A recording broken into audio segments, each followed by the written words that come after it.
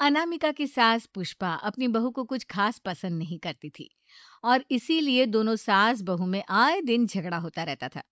सास बहू के झगड़े के चक्कर में अनामिका के पति मोहित की जिंदगी मुश्किल में पड़ गई थी। बेचारा बार बार माँ और बीवी के झगड़े को सुलझाता ही रहता था, लेकिन दोनों समझने का नाम नहीं लेती थी। वैसे तो सब कुछ ठीक ठाक चल रहा था, लेकिन एक दिन अनामिका और पुष्पा के अंदर जोरदार झगड़ा हुआ और बात कुछ इस तरह थी। बहू, मैंने तुम्हें कल अपनी एक साड़ी धोने के लिए दी थी। हाँ मम्मी जी, वो साड़ी धोकर मैंने आपकी अलमारी में रख दी है। उसी की बात कर रही हूँ मैं। जरा देख तो, इस साड़ी को देखकर किसी भी तरह से लगता है ये धुली हुई है। अरे मम्मी जी, मैंने आपकी साड़ी वॉशिंग मशीन में अच्छे से धोकर सुखाकर आपकी अलमारी में तह बनाकर रखी थी। आपके तो नखरे खत्म ही नहीं होते। अरे कैसे बात कर रही है मुझसे? मेरे नखरे? अरे मोहित, जरा ये देख तो, ये साड़ी धुली हुई लग रही है क्या? अरे मम्मी, जब अनामिका कह रही है कि उसने साड़ी धोई थी तो मान लो ना। हर बात पर झगड़ा करना जरूरी है क्या? क्या है ना मोहित, तुम्हारी माँ को तो मेरे हर काम में नुस्ख निकालने की आदत पड़ गई है। जब तक दो चार खरी खोटी सुना नहीं लेती ना, इनका दिन नहीं निकलता। अरे चुप कर! बहू होकर मुझे जवाब देती हो? एक तो गंदे कपड़े उठाकर अलमारी में रख दिए, ऊपर से कैंची की तरह कचर कचर बोली जा रही हो। अरे मम्मी जी, आपको समझ में नहीं आता क्या? मैंने साड़ी धो कर रखी थी। ध कर रखी थी। तो फिर इतनी गंदी क्यों लग रही है? अब मुझे क्या पता मम्मी जी। आप इस पर इस तरह तेल और घी की चिकनाई के दाग लगाकर लाएंगी, तो ये मेरी जिम्मेदारी थोड़ी ना है। अरे तो हाथ से धोना चाहिए था ना। मैं आपकी बहू हूँ, नौकरानी नहीं, जो एक कपड़ा रगड़ रगड़ कर हाथ से धो दूंगी। आपको पहननी है तो पहनिए, नहीं तो रख दीजिए। तुझे तो मैं अच्छी तरह बताऊंगी, मुझे जवाब देती है। एक दिन सुबह के वक्त, अरे अनामिका, मेरी व्हाइट शर्ट कहाँ है?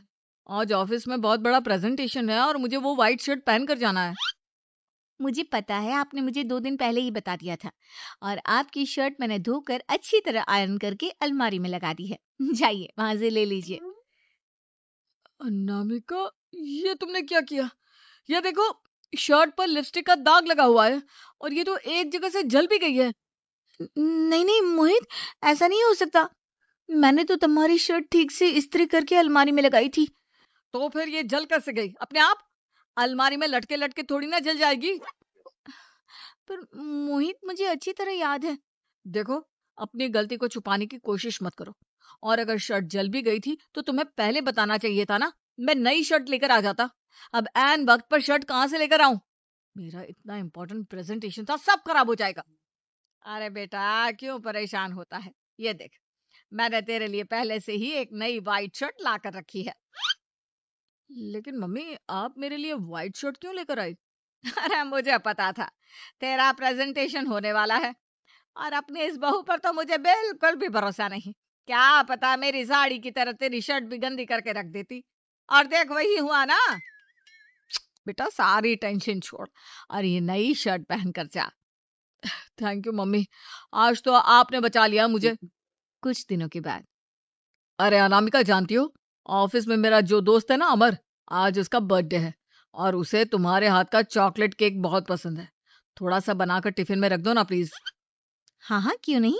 मैं बहुत अच्छा केक बनाकर आपके दोस्त के लिए रख दूंगी। तुम्हारे हाथ का खाना खाकर तो वैसे ही मेरे ऑफिस के सारे लोग इतनी तारीफ करते हैं, क्या बताऊं। प्लीज एक अच्छा सा केक और बना दो, मेरी तो ऑफिस में शान बढ़ जाएगी। अनामिका केक बनाने के लिए रख देती है। पुष्पा चुपचाप जाकर उस पे ढेर सारा नमक डाल देती है। देख अमर, तेरी भाभी ने तेरे लिए चॉकलेट केक बनाकर भेजा है, तुझे बहुत पसंद है ना? यार, तू बहुत किस्मत वाला है। भाभी इतना अच्छा खाना बनाती है और साथ में केक भी। वैसे भाभी को थैंक यू बोलना। थैंक यू बाद में, पहले तो ये केक खा कर देख। बहुत मेहनत से बनाया है अनामिका ने। थु, थु, थु। अरे यार, इस केक में तो बहुत सारा नमक है। लगता है भाभी ने शक्कर की जगह खूब सारा नमक डाल दिया है।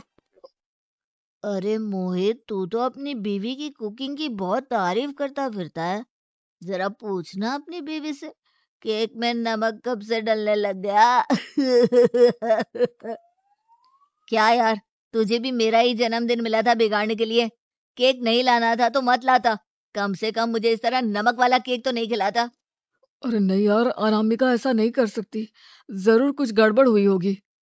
घर जाने के बाद अनामिका, अगर तुम्हारा केक बनाने का मन नहीं था तो ना बनाती, लेकिन मेरी बेइज्जती करवाने की क्या जरूरत थी? अरे आपकी बेइज्जती, ये आप क्या कह रहे हैं? मैंने तो सुबह आपको इतने अच्छे तरीके से केक बना कर दिया था। हाँ, लेकिन उसमें इतना सारा नमक डाल दिया था कि आज ऑफिस में मेरा अच्छा खासा मजाक बना है। मेरे सारे दोस्त हंस रहे थे मुझ पर। अरे बेटा, मैंने तो तुझे पहले ही समझाने की कोशिश की थी। एक नंबर की गैर जिम्मेदार है ये लड़की। कोई काम ठीक से नहीं करती। उस दिन भी गंदी साड़ी रख दी थी मेरी अलमारी में और झूठ बोल रही थी। कुछ दिनों के बाद अनामिका देखो, मैंने अपना लैपटॉप चार्जिंग पर लगाया है। उसे अच्छी तरह चार्ज होने देना। मेरी एक अर्जेंट मीटिंग है, प्लीज बीच में से हटाना मत। हाँ हाँ ठीक है, मैं नहीं हटाऊंगी। पुष्पा चुपचाप से जाकर चार्जिंग का बटन बंद कर देती है। थोड़ी देर बाद अरे ये लैपटॉप चार्ज क्यों नहीं हुआ? और ये बटन किसने ऑफ कर दिया? अनामिका, इधर आओ। क्या हुआ? क्यों चिल्ला रहे इतना? अनामिका, मैंने तुमसे कहा था ना, मेरा लैपटॉप चार्जिंग पर लगा हुआ है, मेरी अर्जेंट मीटिंग है। तुमने इसका स्विच ऑफ क्यों कर दिया? अरे मैंने ऐसा कुछ नहीं किया। मैं क्यों स्विच ऑफ करूंगी? कुछ दिनों से देख रहा हूं अनामिका, तुम मेरा हर काम बिगाड़ देती हो। देखो, ये अच्छी आदत नहीं। कम से कम तुम्हें इस बात का तो ध्यान रखना चाहिए था कि मेरी कितनी इंपॉर्टेंट मीटिंग थी। अब क्या करूंगा मैं? आई एम सॉरी मोहित, लेकिन सच में मैंने जानबूझकर कुछ नहीं किया। अगर जानबूझकर नहीं किया तो क्या सब कुछ अपने आप हो जाता है? कभी मेरी शर्ट जल जाती है, कभी केक में नमक डल जाता है। आप मेरी बात क्यों नहीं सुनते? मैंने जानबूझकर कुछ नहीं किया। फिर से वही बात। अरे कितनी बार तुम्हें समझा चुका हूं, इस तरह मेरा काम बार बार मत बिगाड़ा करो। तुम जानती हो मुझे कितनी प्रॉब्लम होती है। ऑफिस में तो पहले ही बेइज्जती करा चुकी हो, और अब ये मीटिंग, ये भी मेरे हाथ से निकल गई। अनामिका की समझ में कुछ नहीं आता कि आखिर उसके साथ ये सब क्या हो रहा था और क्यों हो रहा था। फिर कुछ दिनों के बाद मोहित अपने ऑफिस से कुछ फाइल लेकर घर आता है। अनामिका, ये कुछ फाइलें हैं, इन्हें संभाल कर रख दो। और प्लीज, इस बार ध्यान से, कोई गड़बड़ी नहीं होनी चाहिए। नहीं मोहित, कोई गड़बड़ी नहीं होगी। मैं सारी फाइल्स अलमारी में लॉक करके रखूंगी और चाबी अपने पास रखूंगी। अनामिका, जरा अलमारी की चाबी तो देना। क्यों मम्मी जी, आपको क्या काम है? उसमें मोहित की जरूरी फाइल रखी है और मैं नहीं चाहती कि इस बार कोई भी गड़बड़ हो। पता नहीं कुछ दिनों से हर काम खराब हो जाता है। अरे मुझे उसमें से पैसे निकालने हैं, और उसके बाद ले लेना अपनी चाबी। मैं खा नहीं जाऊंगी तुम्हारे पति की फाइल। अनामिका को अपनी सास पर शक होता है। चाबी देने के बाद वो चुपचाप छुपकर अपनी सास की हरकत देखती है। ये फाइलें उठाकर डस्टबिन में डाल देती हूँ। फिर देखना कैसे मोहित इसकी खबर लेगा। इस बार तो छोड़ेगा नहीं इसे। वैसे भी पहले मैंने जो कुछ भी किया है उसकी वजह से अच्छी खासी डांट पड़ी है। मजा आ जाएगा। अच्छा, तो ये बात है। सारा काम मम्मी जी बिगाड़ देती हैं, वो भी इसलिए क्योंकि मेरा उनसे झगड़ा हो गया है। सास के जाने के बाद अनामिका मोहित को बुलाकर लाती है। क्या हुआ अनामिका? क्या दिखाना है? ये देखिए, आपकी फाइल डस्टबिन में पड़ी हुई है। इसीलिए तो कहा था संभाल कर रखना, और तुमने उठाकर ये फाइल डस्टबिन में डाल दी। मैंने नहीं, तुम्हारी मम्मी ने डाली है, मुझसे बदला लेने के लिए, ताकि तुम मुझे डांटो। और अगर मैंने डाली होती तो मैं तुम्हें दिखाने के लिए बुलाकर तो नहीं लाती ना। सही कह रही हो। मैं अभी मम्मी से जाकर बात करता हूँ। थोड़ी देर बाद मम्मी, सच सच बताइए, मेरी फाइल अलमारी में से निकाल कर डस्टबिन में आपने डाली थी ना? अरे, अपनी माँ पर इल्जाम लगाता है। शर्म नहीं आती तुझे? मैं इल्जाम नहीं लगा रहा हूँ मम्मी, जो सच है वही पूछ रहा हूँ। अब जल्दी से बताइए, आपने ऐसा क्यों किया? अरे तो क्या करती? तेरी बीवी मुझसे झगड़ा करती है, उल्टे सीधे जवाब देती है। मुझे उससे बदला लेना था। अरे मम्मी, लेकिन आप दोनों के झगड़े के चक्कर में मेरा कितना नुकसान हुआ है, ये कभी सोचा आपने? मम्मी जी, अगर आपका बदला पूरा हो गया हो तो आइंदा ऐसी कोई हरकत मत करना, क्योंकि अब आपकी सच्चाई हमारे सामने आ चुकी है। यह तो वक्त ही बताएगा मैं क्या करूंगी और क्या नहीं। मम्मी जी, कहा ना आप ऐसा कुछ नहीं करेंगी। अरे मेरी जो मर्जी आएगी वो मैं करूंगी।